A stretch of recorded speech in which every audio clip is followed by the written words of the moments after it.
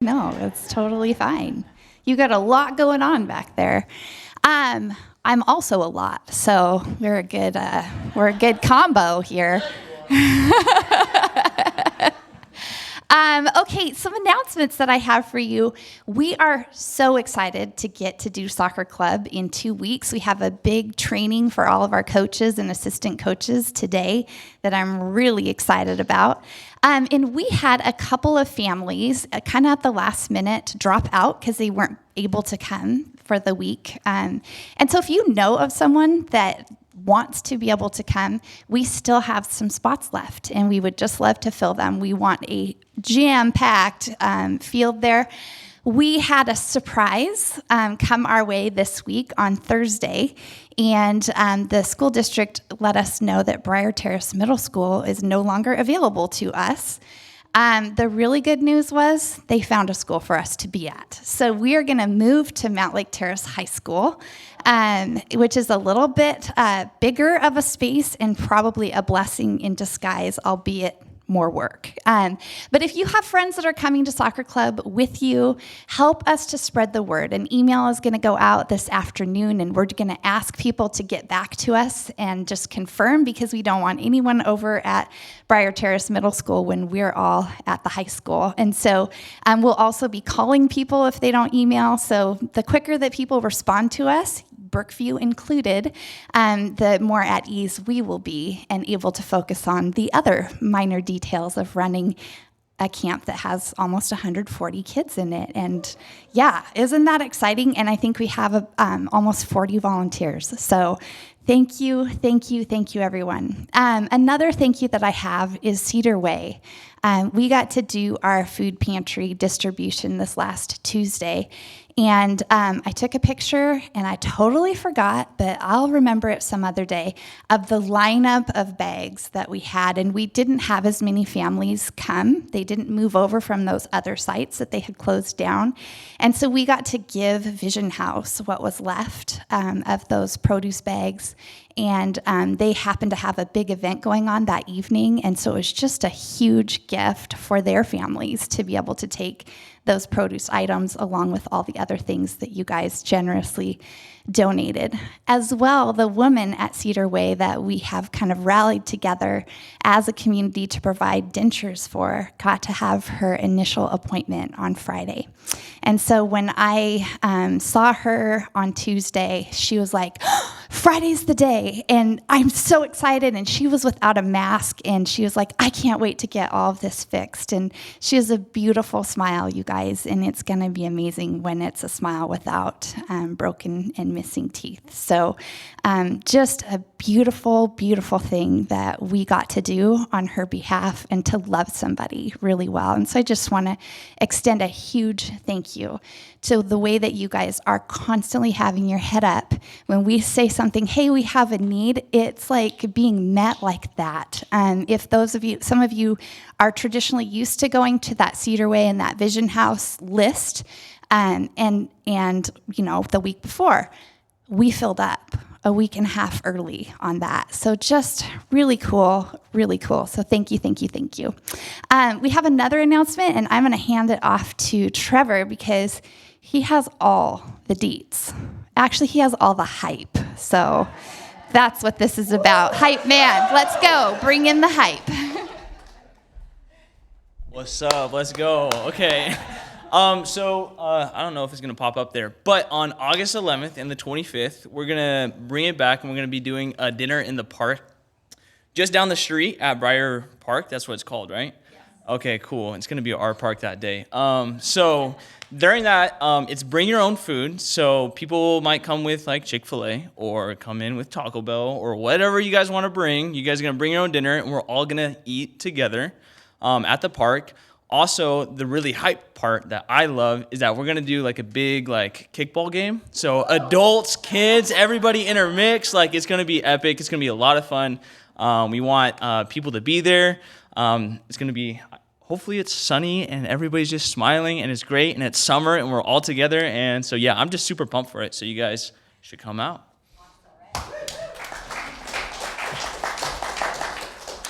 And then the last announcement that we have is to have you fill out your online communication card. And way back in the olden days, pre-COVID, we used to fill out little paper cards and then we'd pass a basket along the rows and we'd collect all of those. And I think the happiest person that those went away, actually there's two very happy people. One, it's me, because copying those and cutting them and stuffing them in things, it's kind of nice to not have that be my Saturday rhythm. That was my rhythm for 12 years.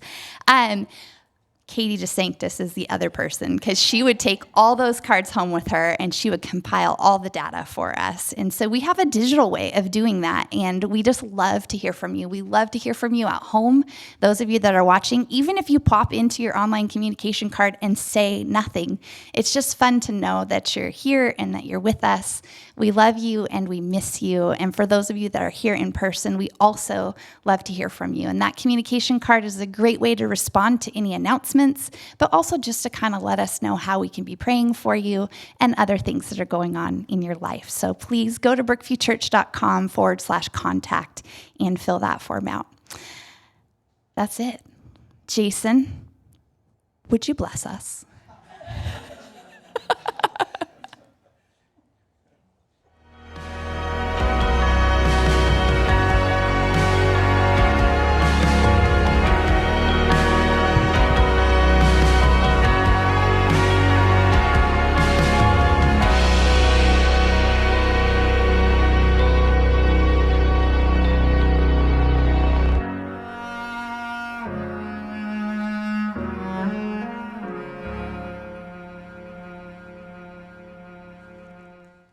Jennifer, you look especially nice today.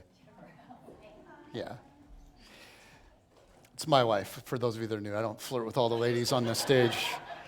Well, I want to start today by asking you guys to imagine something. So if you feel comfortable enough, close your eyes for a moment. Imagine you live in a small village and you hear Jesus is in town. So you walk a few miles and you fight through the crowds to see him, and now you are standing right in front of him. You're looking at him and he's looking at you. This is your moment with Jesus, the famous healer. You can ask him to heal something in your life, like anything. So what would you ask him to do? And then think about your actual life right now. What would you ask him to do? What would you ask him to heal? But also imagine this. What is his disposition toward you? Is it warm? Is it cold? Is it indifferent? Is it uninterested? Is it delighted? As you stand before him about to make the big ask, what do you sense Jesus feels toward you? Okay, you can open your eyes. All through the Gospels, people come to Jesus with requests. They fight like mad to get to Jesus to ask him to do something. They want him to do something for them. And sometimes his reaction is warm and soft and gentle. And other times it's not warm and soft at all. And so today we're going to look at a very interesting encounter. And this comes in Matthew chapter 15. Notice the disposition of Jesus toward this broken woman. Here we go. Verses 21 to 28. Leaving that place, Jesus withdrew to the region of Tyre and Sidon. A Canaanite woman from that vicinity came to him, crying out, "Lord, Son of David, have mercy on me. My daughter is demon-possessed and suffering terribly." Jesus did not answer a word. So his disciples came to him and urged him, "Send her away, for she keeps crying out after us." He answered, "I was sent only to the lost sheep of Israel."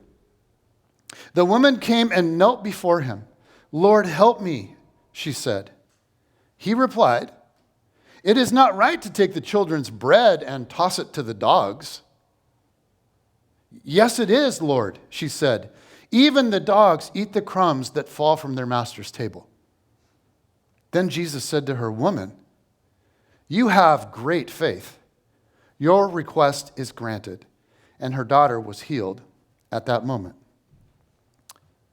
Okay, if you're anything like me, this passage makes you uncomfortable. I mean, we read a story like this. Don't we read a story like this? And it's like, what the heck? So you guys, that's what I've entitled this message. If you go on YouTube, for those of you on YouTube, you're seeing it right now. It is titled, What the Heck? You guys think about how strange this story is.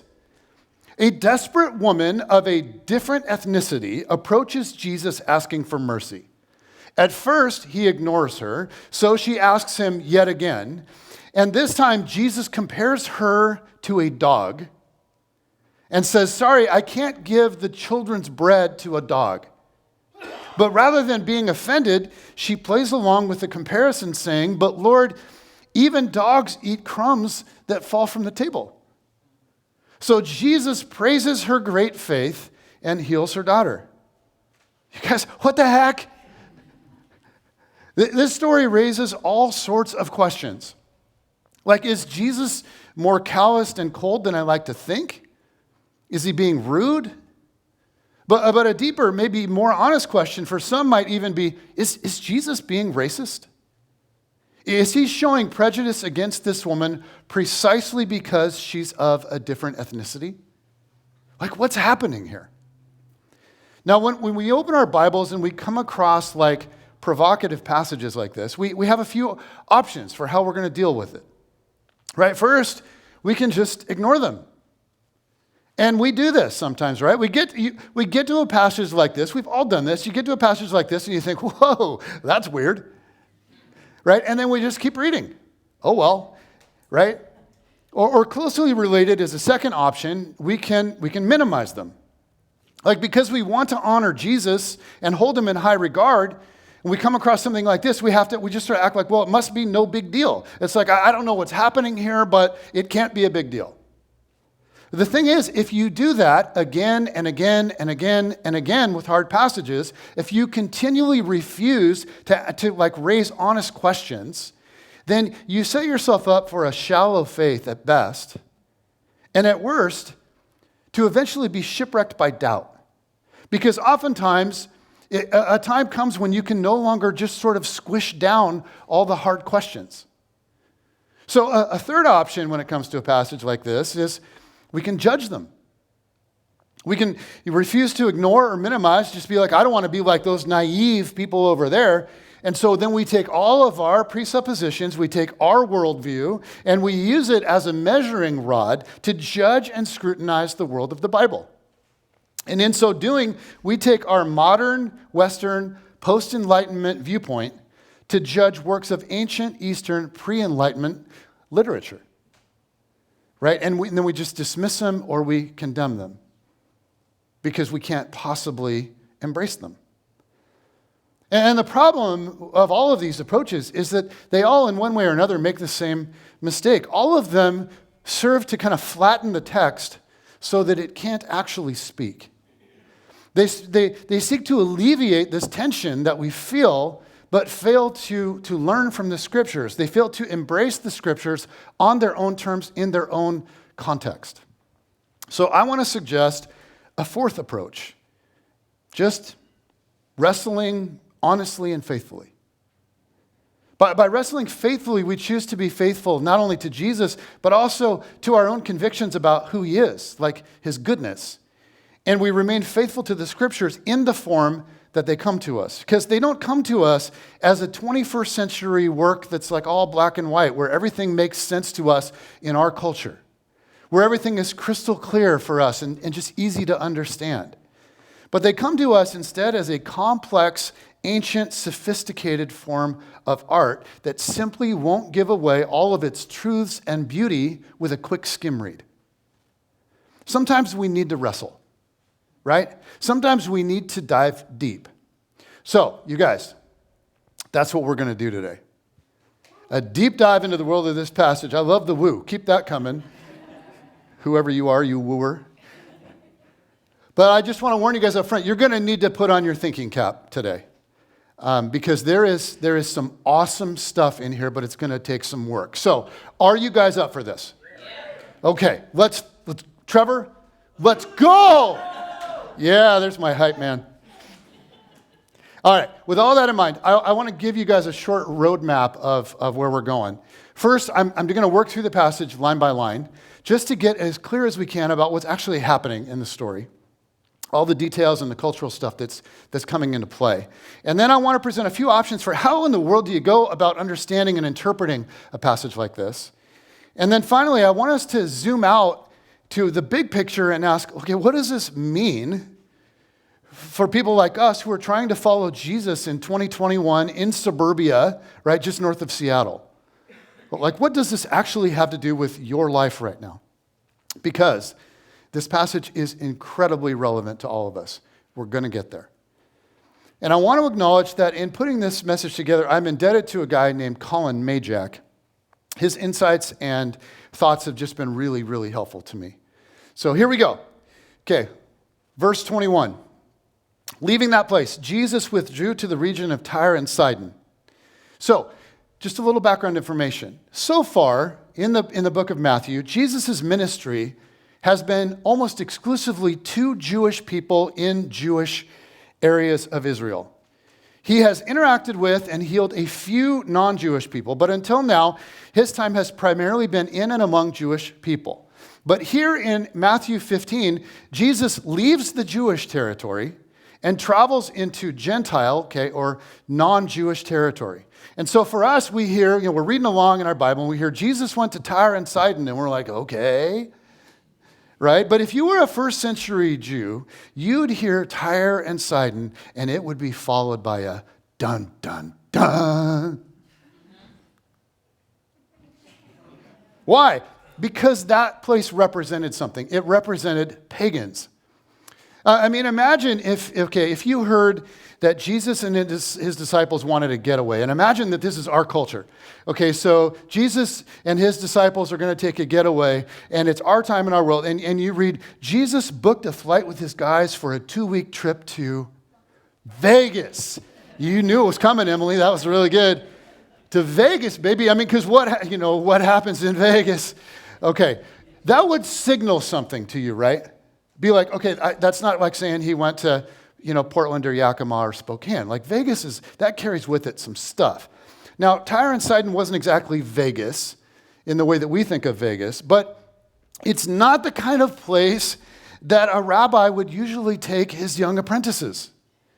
Jesus is a Jewish rabbi with 12 young Jewish disciples, and then several other people that are traveling around with them. And Tyre and Sidon is the land of those who reject their God.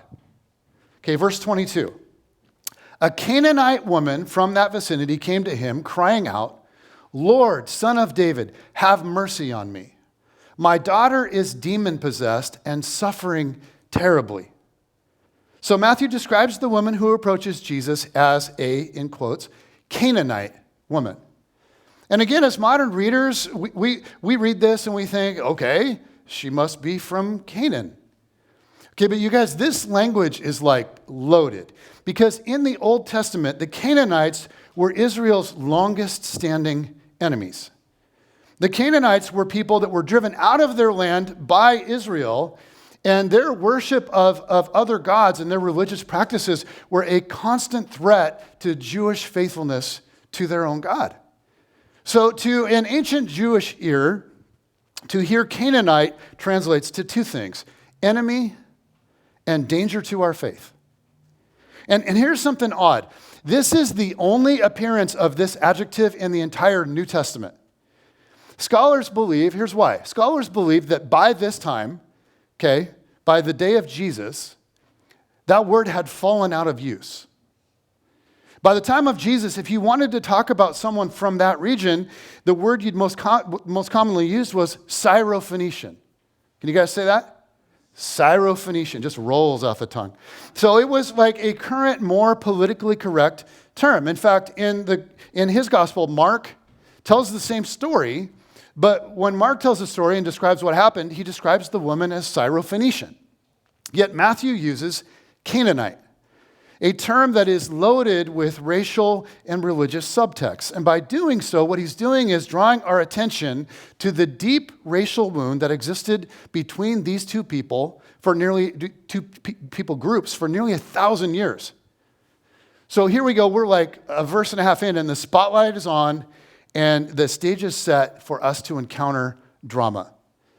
Okay, but this Canaanite woman does something strange here. She cries out to Jesus and says, Lord, Son of David. Now, Lord just means master, and it's just like a title of great respect. But Son of David is actually a very Jewish expression, right? It's a messianic title. She's essentially saying, Lord, you are the Messiah. She's not even Jewish. They don't even believe in the Messiah. But she's saying, you are the Messiah. And despite her upbringing and her lack of access to Jewish religious instruction, she saw Jesus and somehow understood that he was like the one, that he really could help her in a way that no one else could. Lord, Son of David, have mercy on me. My daughter is demon-possessed and suffering terribly. And how does Jesus respond? Does he say, that's wonderful. Go in faith. Your daughter is well. No. Like verse 23, Jesus did not answer a word. Now think about that, like not a word, not a peep. He doesn't even respond to this woman's like desperate cry. I almost imagine he just sort of keeps walking with his gaze forward. You guys, what the heck? What's going on? And this rubs us wrong because this is not the Jesus that we're used to. Right? What happened to the Jesus who has compassion on people? I like that Jesus. Well, what happened to the Jesus that's nice to people? I like that Jesus. And yet, this is exactly what you'd expect from a Jewish rabbi of the time. Rabbis did not engage women from other ethnicities warmly. And we see the disciples are not surprised at all by his response. It says, Jesus did not answer a word. So his disciples came to him and urged him, send her away, for she keeps crying out after us.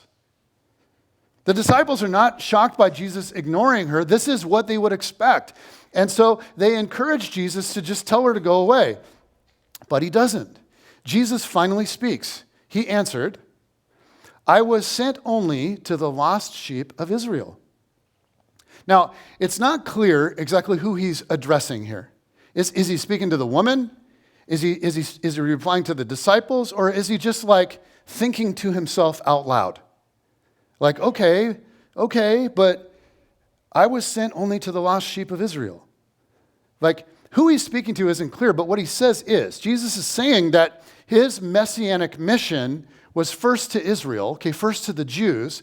And so this woman was not in his immediate scope. She's not Jewish. And this, again, rubs us wrong, right? But it's helpful to keep in mind the broader story of the Bible. What Jesus is not saying is that his mission is only to the Jews, only to Israel. The writers and the prophets of the Bible insist otherwise. They vow that, just again and again, that God would indeed rescue the entire world, that he would reach out to all of humanity, but he would do it by partnering with humanity. Specifically, partnering with a small tribe that became the people of Israel.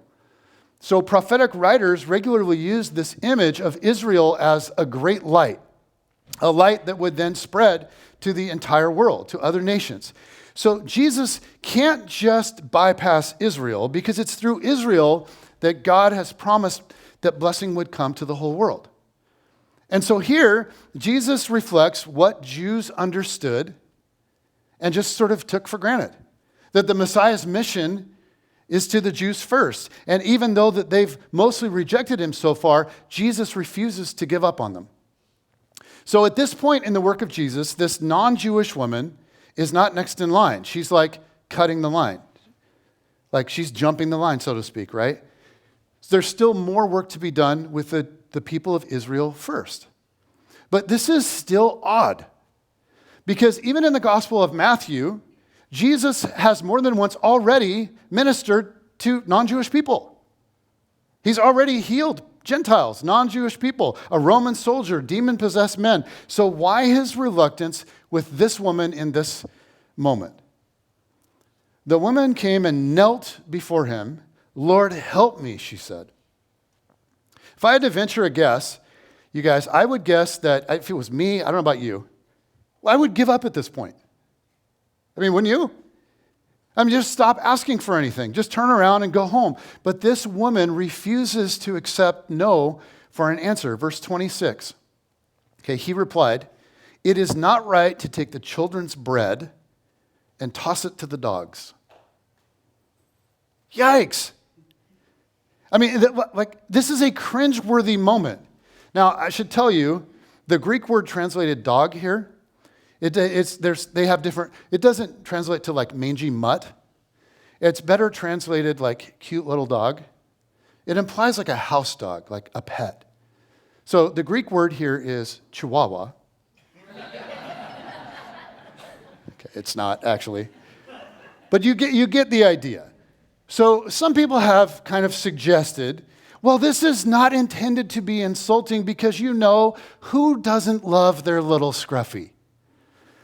But you guys, only a pet-loving dog park Seattle culture would assume that this is not offensive. Because in Jewish culture, a little dog is just as unclean as a big one. So Jesus is saying she's actually not a child. She's not part of the family. She's not part of the people of God. She's a Canaanite. She's an outsider. So feel the tension of this moment. Jesus said it's not right for the children's bread to be thrown to the dogs. To which the woman says, I would have said, okay, yeah, whatever, dude, I'm out. Right? The woman argues, yes, it is, Lord. Even the dogs eat the crumbs that fall from their master's table.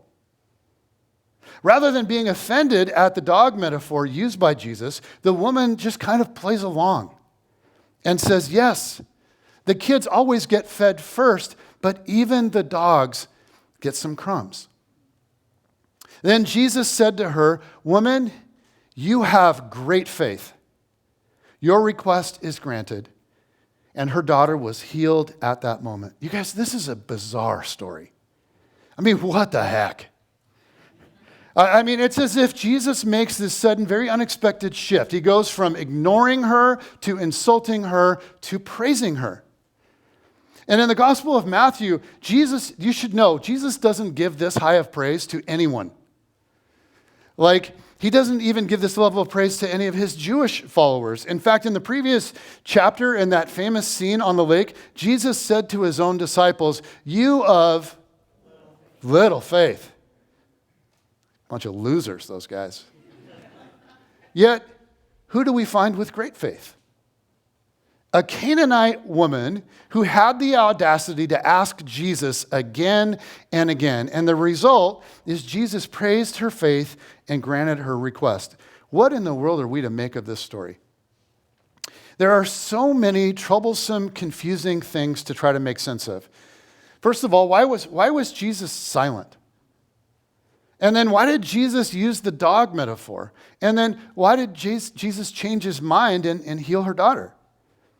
So in order to arrive at any kind of meaning for this passage, you sort of have to come up with an answer for those questions. And for 2,000 years, people have taken a shot at all three. So this is a little bit of a generalization, but there are primarily three ways that people interpret what's happening here.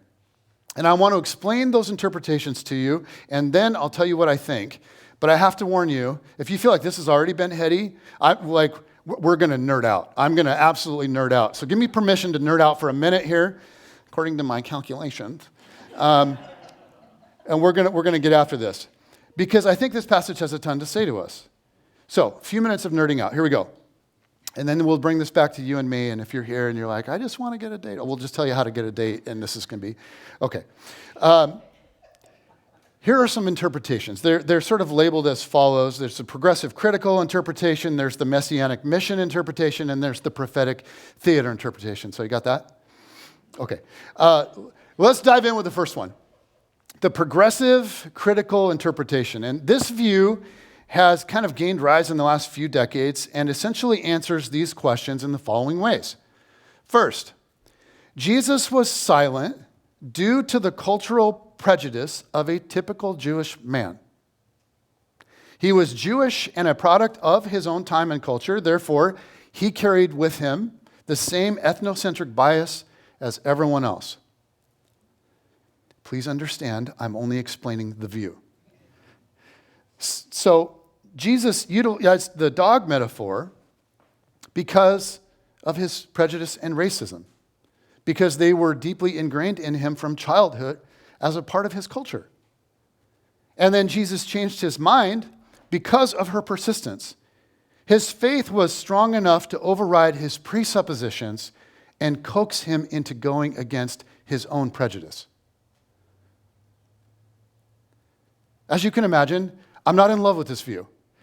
It certainly sees Jesus as human, and sometimes I think we don't see Jesus as human enough, and it does that. But ultimately, it sees him as nothing more. It portrays Jesus as being sinful. And while he may have been a great moral teacher, it leaves us needing to kind of pick through and reject him on certain things, certain issues, certain examples. But in addition to painting a picture of Jesus that I think is hard to reconcile, and one that I don't think aligns, I don't think it aligns with the rest of the New Testament, here's a couple of other just logical issues with that view. First, it doesn't make sense of his interactions with other non-Jews in other circumstances. Like Jesus was very warm toward non-Jews in other settings. But an even bigger question that it doesn't address well is, if Jesus was just a prejudiced rabbi, why did he take the disciples to Tyre and Sidon to begin with? Why not just stay in the Jewish regions among the Israelites? And then a third thing it doesn't address is this: Jesus praises her faith as greater than any of the Jews. That's pretty odd if Jesus had this deeply ingrained prejudice. Okay, let's move to a second interpretation. The messianic mission interpretation. The idea is Jesus was silent because he was committed to his mission. He's committed to go to Israel first and then to the nations. So his silence is one of internal thinking and internal wrestling. Like, would healing this woman compromise my mission? Is this the right thing to do at the right time? And so Jesus uses the dog metaphor to communicate to the woman his dilemma. And so it's not actually as offensive as we might think, because he's just expressing outwardly kind of what's going on inwardly. And then Jesus changed his mind because in this exchange, he has discovered a broader vision of the will of God. So while Jesus was God, he was also human. And as such, he, like us, learned over time what God's will was for his life, and specifically about God's will for his mission as Israel's Messiah. So Jesus has discovered that his mission to the Gentiles doesn't have to start later. He's just now discovering this. It can begin now. There's actually enough bread to go around now.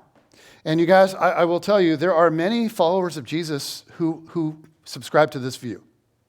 I still don't think it's the best explanation. I still think it has holes. In fact, it has many of the same holes as the first one, which is it doesn't explain Jesus' interaction with other non-Jewish people. And it doesn't make sense of him going to Tyre and Sidon to begin with. Like, if Jesus is just now discovering in this interaction that it's okay for him to minister to non-Jews, then why head off to a non-Jewish area to start with? And finally, the problem of the dog metaphor is kind of addressed, but not very well. Like, it's still very offensive and degrading thing to say. Like, using that metaphor to explain a very real internal struggle, I don't know, it seems to me like he could have explained it in a different way. So there's a third view that I like the best. And we call this the prophetic theater interpretation. And in this interaction, the idea is he's not actually expressing his own view. He's expressing the view of his time in order to throw it out there so he can critique it. He plays the part of a normal Jewish rabbi momentarily in order to later make the contrary point. So Jesus uses the dog metaphor to embody a view that he actually does not hold, but a view that was popularly held in Jewish culture. And in so doing, Jesus is provoking a response of faith from the woman. He's drawing something out of her by pushing her a little bit. The idea is a lot like that of, maybe you think of it like an adult saying to a child, right, you can't do that. Like, you're not old enough, right? You're not big enough to do it. And when the child is like, oh yeah, and they do it, then you sit back and you smile because you knew the whole time they could do it. Right? You were provoking them into doing the thing that you wanted them to do, which was a thing that they thought was too hard for them. This is really an example of Jesus being an extraordinary teacher. Very, very skilled. He's expressing the popularly held prejudice only to blow it up.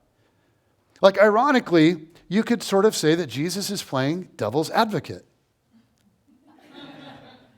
Okay, so in this view, Jesus, he doesn't actually change his mind at all. He simply responds after receiving the response he had hoped for all along. And in loving her and accepting her and healing her daughter, he's simply reflecting his true heart toward those that are broken and on the outside. In this view, Jesus articulates and then critiques the presuppositions of his day, and further, he critiques his disciples who saw this woman as nothing more than an inconvenience, if not an enemy or a threat.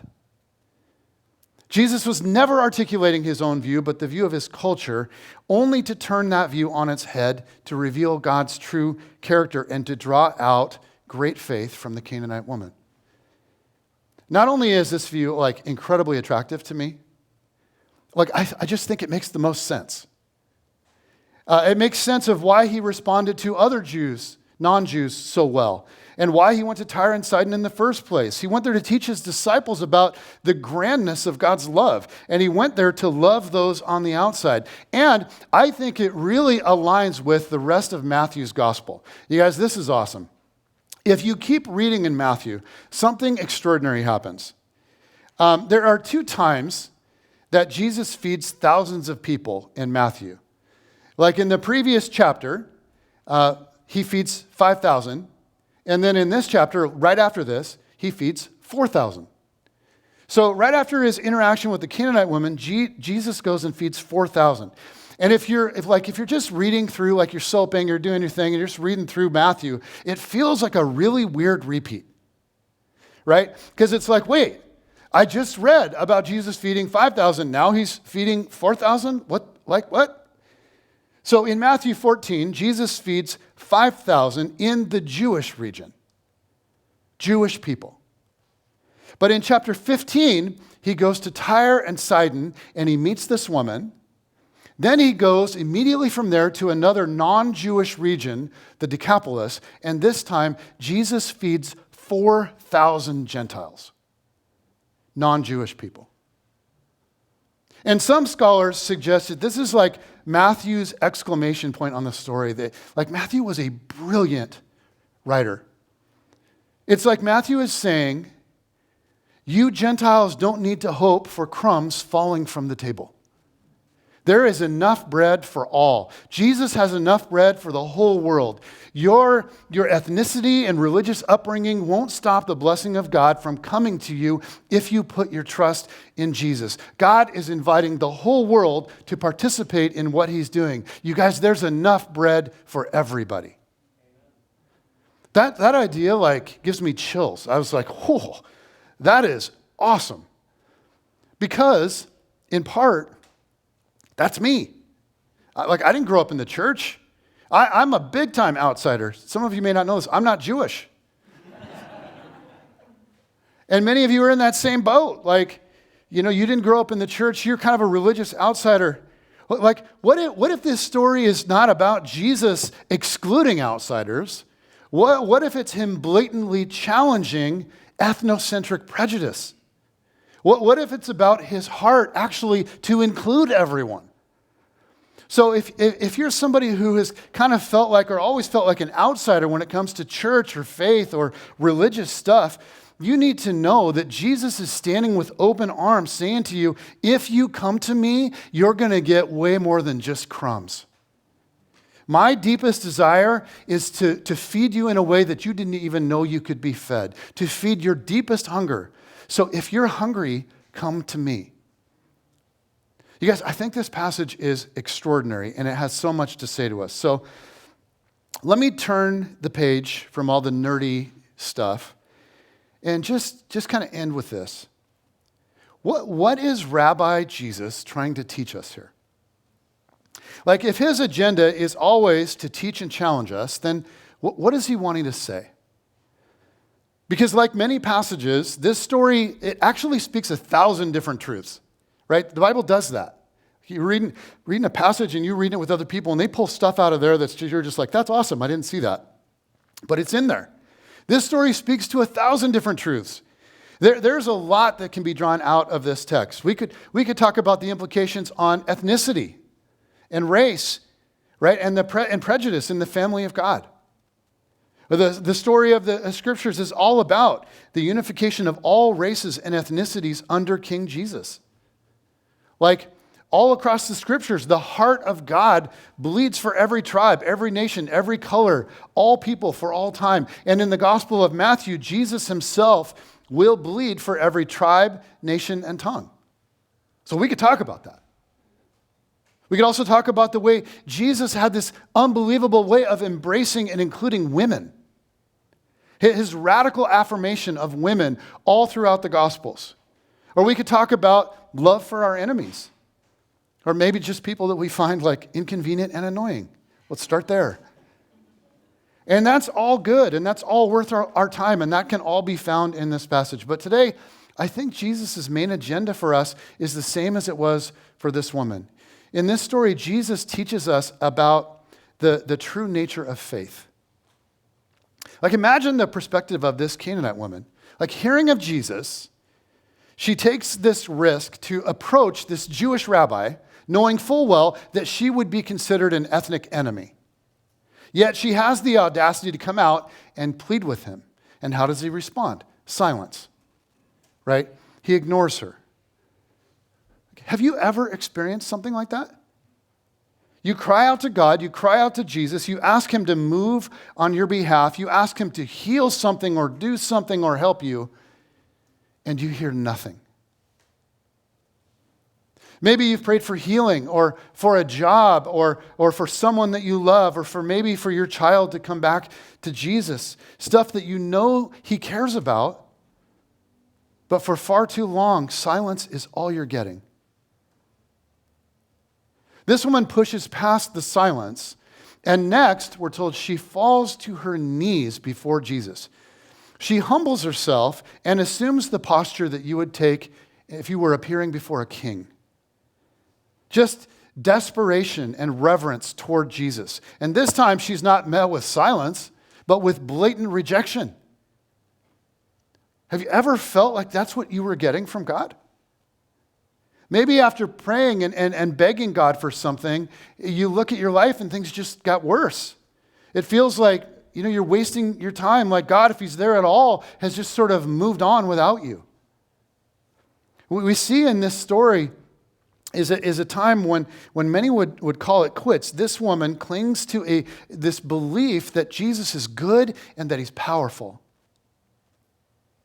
And so she asks again. She argues back with him. She presses back. She is relentless. And it's that tenacious belief that Jesus looks at, points to, and says, that is great faith. That is it right there. It's precisely when she's been given every reason to not have faith, to no longer trust, that the true nature of her faith shines forward. And Jesus sees that faith and says, okay, that's it. That's what I'm looking for. And he's moved by it, and he responds. But okay, I want to give a warning here. We have to be careful. Because a lot of Christian teachers have taught people that if you have enough faith, God will do anything you ask. Right? I mean, if you have enough faith, God will do anything you ask. And that kind of teaching comes from misreadings of passages just like this one. This woman overcomes all kinds of odds, and her faith is tenacious. And so in the end, Jesus rewards her, and she gets exactly what she wants. Sometimes Christian teachers will say, okay, you just have to believe. You just have enough faith. So it's worth asking, well, believe what? That God will do it? If I really believe God will do it, then he'll do it? Like, believe what? If I really believe that I will be healed, then I'll be healed. If I really believe that my friend or this person from work will come to Christ, then he will. If I really believe I'll be a multimillionaire, right? If I really believe, then the Mariners will win the World Series this year. See, this is where it starts getting it's ridiculous at this point, right? But the idea is that if I have enough faith, then God will give me what I want. It's this formula. And really, this whole thing is in my control. It's all up to me. If I can just conjure up enough faith. But you guys, if you press that idea far enough, it gets absurd. And that type of teaching and thinking has many names. It can be called the prosperity gospel. It can be called name it and claim it, the health and wealth gospel, the gospel of success. But not only is that thinking a horrible misrepresentation of Scripture, it's utterly ridiculous when you think about it. I mean, no matter how much you believe, the Mariners are not going to win the World Series this year.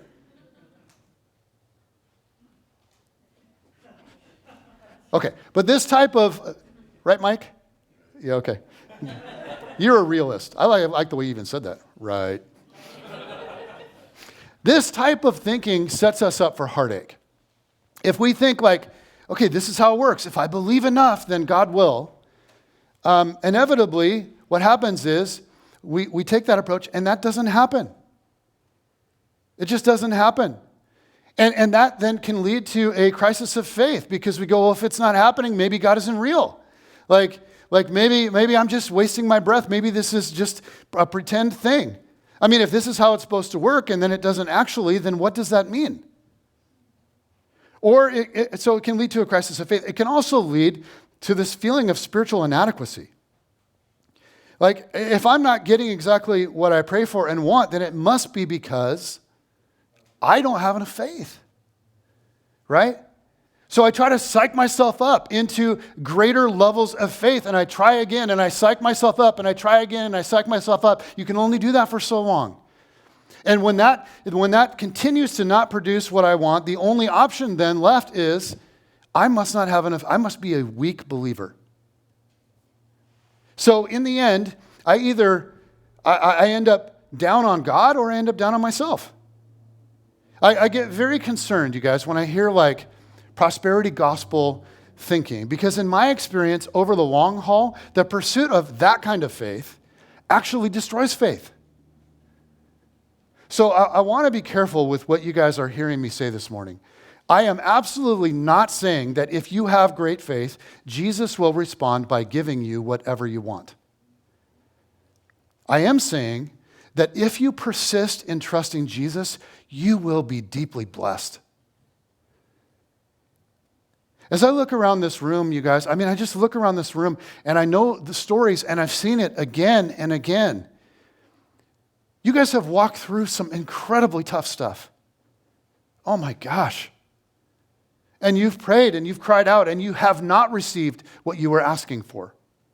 But you have pressed on and you have pressed into Jesus and you've wrestled and you've argued and He has poured His blessing out on you. He has fed you in deeper ways that you never expected. You guys, the story of this woman is the story of many of you. Jesus has felt silent to you and then even felt like He's rejecting you.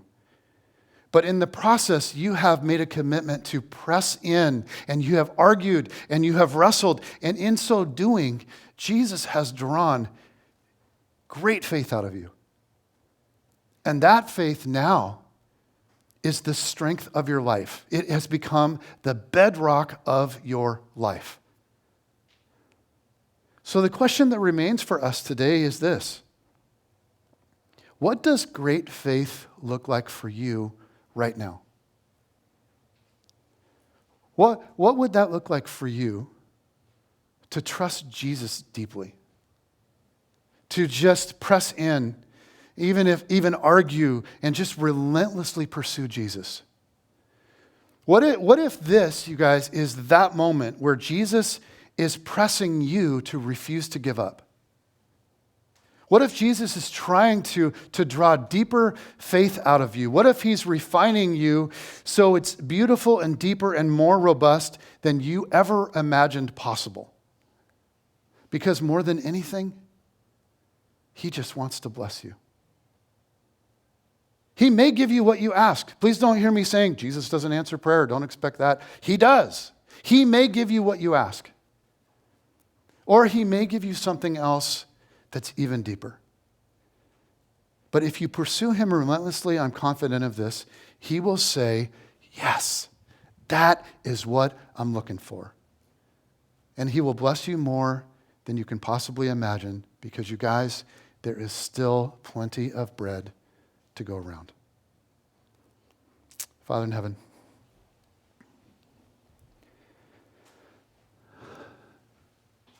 we walk in here with so many arenas of brokenness in our life. This woman had a child that was just being tormented and in so much pain. And we come in here with so many things that need healing and that need your life being breathed into them. Marriages, our bodies, our careers, financial situations, relationships with people that we were once close to and now not as much. And God, I want us to become a people who has this sort of relentless faith. We cry out to you. We know that you're good. We know that you're powerful. We build our life upon that. And yet if we don't get what we're asking for, we continue to press into you. And in that process, you breathe something so beautiful and so deep into us. And you bless us in all kinds of other ways. And so, God, this morning, I just pray that you would help us. You would help us to do that. You would help us to think through, what does that look like for me? And how do I go about it this week? How do I go about it today? How do I go about it this summer, this year? Jesus, would you lead us? Amen.